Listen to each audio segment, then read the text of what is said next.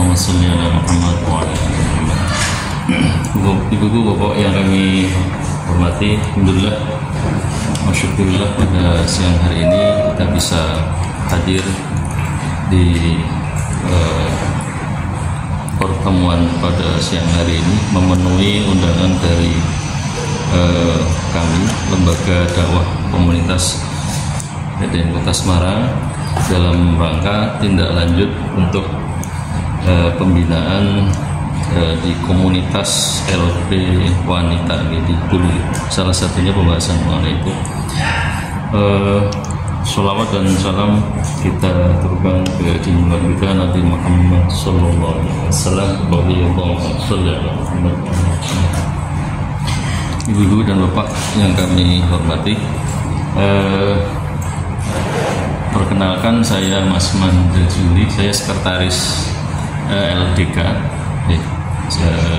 dan juga Pak Pujo sudah sangat terkenal jadi ketua kami, dan ini ada Pak Amril, kemudian Pak Zainul, Pak Hasan, dan Pak Erwin. Pertemuan kali ini memang sengaja kami undang dari unsur PDA, sama Majelis Tabligh. Iya. Sini ada Ibu Nur Badriah, enggak? Oh, Ibu. Assalamualaikum. Nah, orang baru saya. Ibu Hajah Nur Anissa, Anis Aidin. Oh, Aidin. Setunggal haji kali Ibu Ibu Hajah Rahma, wonten. Ibu, oh, iya. Maksudnya apa saja? Ibu Hajah Ida Marida, Ibu. Terima kasih, selamat datang ibu-ibu sekalian. Jadi alhamdulillah berbahagia sekali kami bisa ngaturi ibu-ibu sekalian, ibu-ibu pada kesempatan siang hari ini untuk bersama-sama membahas apa yang bisa kita lakukan untuk ikut membina saudara-saudara kita di LP Bulu, Lembaga Pemasyarakatan Perempuan di Bulu. Dan ini memang salah satu program kami dari Lembaga Dakwah Komunitas.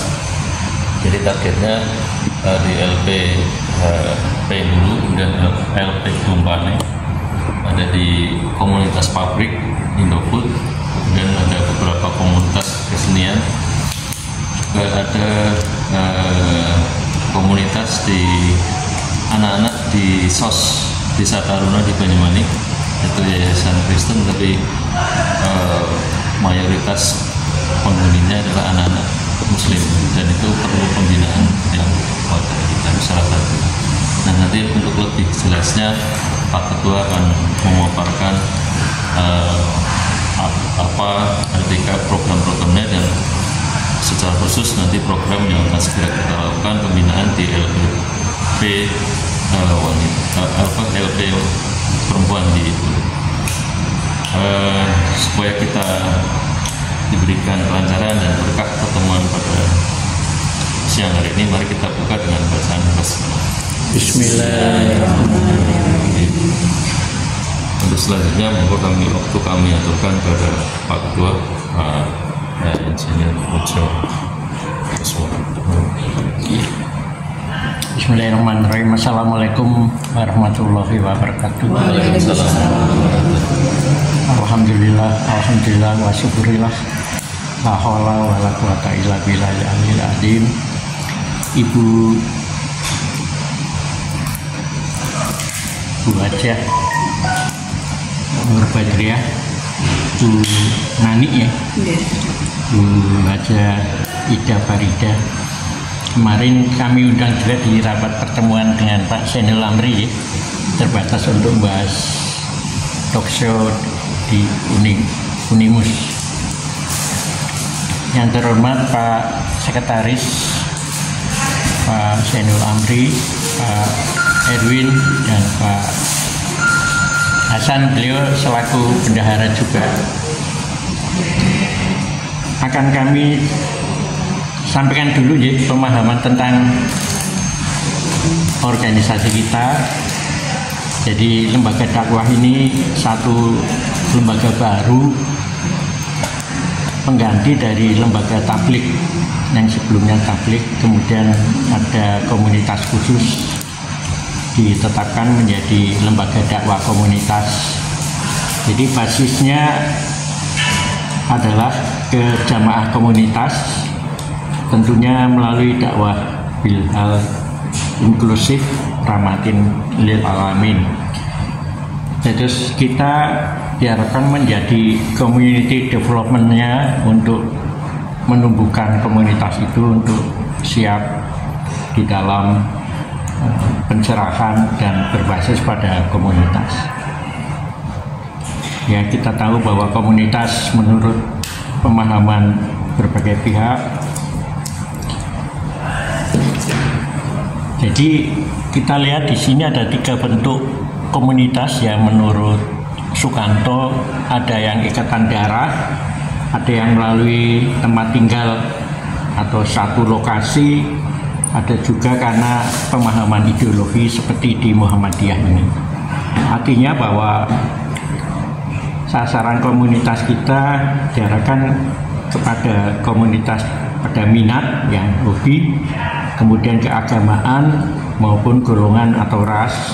Bahkan ke sosialita kita juga bisa menjadi sasaran target dari dakwah komunitas, termasuk para profesi seperti kita diskusikan kemarin dengan Bu Hajah Hida.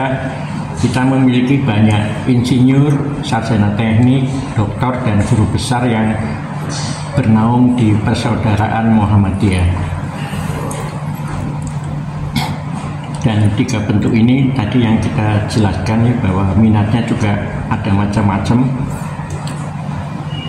Tadinya kita petakan bahwa komunitas itu bisa dari para dai, penceramah, seniman, budayawan, pengamen, fotografer, sepeda antik, disabilitas, ex-narapidana, waria, mualaf center PT, pekerja industri, lansia, dan engineer maupun ilmu humaniora. Tetapi kita kemarin di dalam pembahasan rapat teknis kita pilah-pilah screening, tidak semuanya bisa kita targetkan. Dari pembina yaitu Bapak Kiai Haji Danusiri meminta bahwa LDK ini memiliki satu kekhasan, dan kita tahu bahwa Kota Semarang memiliki kewilayahan historis dan keunggulan karakteristik potensi untuk berdakwah sejak sebelumnya sampai Dampo Awang. Penyebaran dakwah juga dilakukan oleh Sunan Pandanaran hingga sampai ke zaman modern sekarang ini. Dan kita petakan beberapa seniman budayawan ya, dari keroncong, wayang maupun wayang kulit dan sebagainya. Jadi ada beberapa yang kita nanti sasar untuk komunitas di Ngesti Pandowo dan komunitas dari Orkes Keroncong di Semarang. Kemudian dari kuliner ini masih perdebatan panjang di tim kami bahwa tidak semua bisa kita rengkuh untuk komunitas di kuliner, karena sebetulnya kita punya potensi untuk kuliner untuk halal dan sebagainya. Kemarin ada kritikan bahwa ketika kita memposting kuliner mie titi itu memperoleh respon yang cukup bagus bahwa itu tidak halal, sehingga kami delete dari potensi sinergi kuliner heritage di Semarang. Kemudian ini Bu, ada problematika bahwa kita di Semarang punya potensi problematika kota metropolitan dan kawasan industri. Ini punya potensi adanya karyawan-karyawan industri yang perlu kita berdayakan, kita sentuh untuk penguatan iman dan keagamaannya melalui dakwah yang sudah kita hubungi karyawan industri di Indofood Ngalian. Sudah ada respon, tinggal menyampaikan surat resminya. Kemudian di Semarang kita petakan bahwa ada data dari BNM bahwa peringkat pertama peredaran narkoba itu di Jawa Tengah cukup tinggi, sehingga kami sudah berkomunikasi dengan Dekan Fakultas Teknik untuk menyampaikan semacam dialog interaktif bagi mahasiswa Fakultas Teknik sejumlah 505. Cukup besar ini, diharapkan bisa memberikan semacam dialog interaktif tentang pencegahan nafsa maupun narkotika. Jadi ini sebuah peluang kita untuk berdakwah di tingkat kaum milenial. Hanya mungkin kami sudah kita bicarakan di dalam pimpinan LDK. Nanti kita akan bersama dengan Fakultas Kedokteran dan Persatuan Dokter Kesehatan Jiwa di Semarang. Dan kalau kita petakan potensi kewilayahan, bahwa secara wilayah regional maupun kepengurusan di PDM, kita ada 16 wilayah kecamatan Semarang, artinya ada 19 PCM ya, PCM dan PCA ada 19, kemudian ada 200-an lebih PRM di kelurahan di Kota Semarang ini, dan 19 PCM dan UPP majelis yang lembaga yang lain. Tadi kami diskusi dengan pimpinan Lasismu bahwa kita tidak bisa melakukan kegiatan secara mandiri, bukan egosentris, tapi bagaimana melakukan kolaborasi dengan lembaga-lembaga di majelis maupun di UPP tersebut. Dan tadi oleh Pak Sekretaris disampaikan bahwa konsentrasi hari ini kita ingin membahas bagaimana kontribusi kita untuk pembinaan bagi lembaga pemasyarakatan perempuan kelas 2A di Bulu Semarang ya. Jadi di sini nanti harapannya ibu-ibu bisa membantu di dalam kegiatan tersebut, dan kami mohon juga nanti ada peran serta dari Majelis Tabligh maupun PCA maupun PDA di Kota Semarang ini.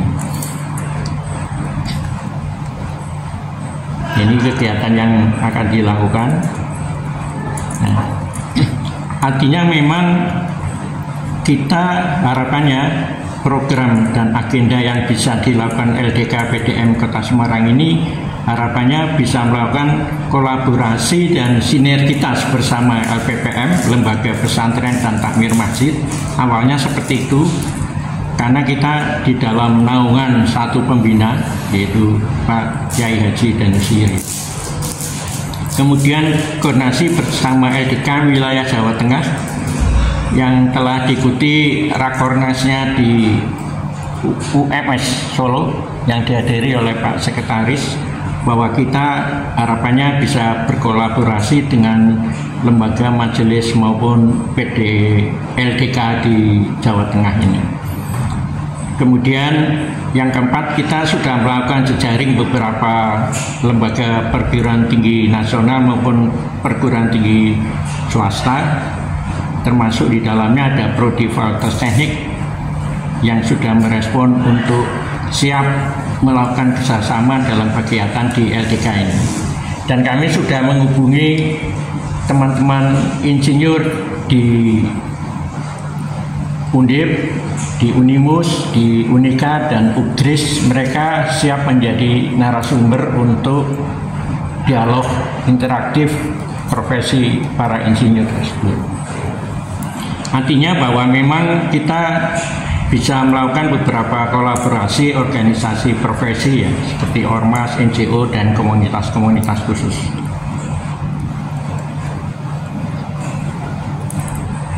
Nah, ini yang keenam tadi penting ya, kami sudah diskusi juga dengan pimpinan Lasismu siap di dalam mensupport di dalam kegiatan-kegiatan yang didanai baik untuk Bisarok dan sebagainya maupun kegiatan-kegiatan sosial budaya yang lain. Kemudian instansi Pemda akan kita lakukan dengan tadi ya Bu Ida, dengan Bapeda dan sebagainya. Kita akan melakukan audiensi kapan-kapan kita ke sana Bu Ida. Ini yang konsentrasi ke pembinaan warga LP perempuan. Yang pertama programnya dari LDK yang menjadi prioritas itu ada 7. Yang pertama gerakan dakwah Muhammadiyah di kawasan industri. Nanti Pak Hasan sudah siap menyampaikan surat kerjasamanya dengan Indofood, termasuk kerjasama dengan Takmir Masjid Ngalian untuk PCM Ngalian. Kemudian gerakan dakwah kaderisasi untuk pencerahan kaum muda milenial ini dengan Fakultas Teknik, nanti harapannya juga disusul oleh komunitas milenial yang lain. Yang berikut gerakan dakwah kultural pelaku seni budaya. Nanti ini ada semacam dialog dan pengajian khusus bagi komunitas para seniman budayawan di Ngesti Pandowo. Dan kita ajukan di rapat kerja pimpinan daerah Muhammadiyah dengan anggaran yang tercantum di sini. Kemudian pembinaan dakwah pendidikan Islam terhadap pencerahan di panti sosial dan panti jompo. Ini sudah diprogramkan oleh Pak Sekretaris dengan Liposos ya, Banyumanik. Kemudian dakwah pencerahan pembinaan rohani Napi, ini yang LP wanita dan LP Kedumpane. Kemudian beberapa kegiatan yang dilakukan di internal. Nah, kalau kita breakdown masa tugas kami sampai 3 tahun ya Pak Sek, 3 tahun ya. 5, waduh udah banyak.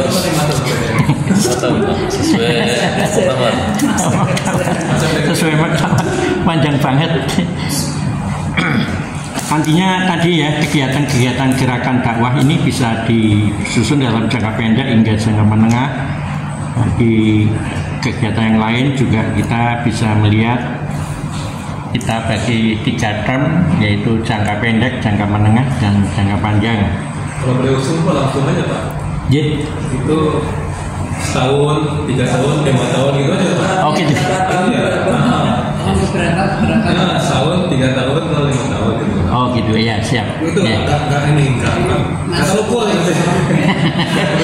Saya sendiri ragu-ragu 3 tahun apa 5 tahun. Itu berakhirnya berarti. Oh iya. Oh iya. Nanti kita berikan per tahun. Lebih mudah Pak. Ya ya. Oke, matur nuwun Pak Erwin.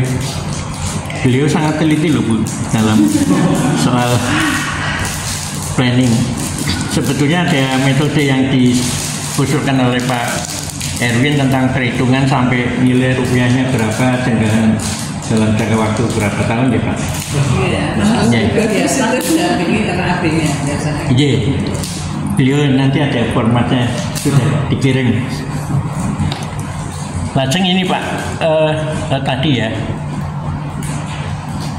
kita dialog profesi ini sudah muntup-muntup lewat webinar dan Zoom dengan teman-teman profesi insinyur ya. Pak Amri sudah nyiapkan konsepnya untuk ceritanya ngatan loh Bu, di kawasan Unimus itu kan tumbuh perkembangannya pesat. Kalau kita sebagai profesi mendiamkan dirinya sendiri, tidak merespon tren kecenderungan perubahan di kawasan sekitar kampus Unimus, itu kan kita kalau bisa memberikan kontribusi ya, dan di Muhammadiyah itu banyak ahli ya, banyak doktor, banyak master, banyak profesor tidak kita diamkan saja, kita himpun di dalam proses ini. Yang pertama webinar Zoom-nya, kemudian nanti ada semacam seminar menjelang karena gini Bu, di Fakultas Teknik akan didirikan satu program studi perencanaan wilayah.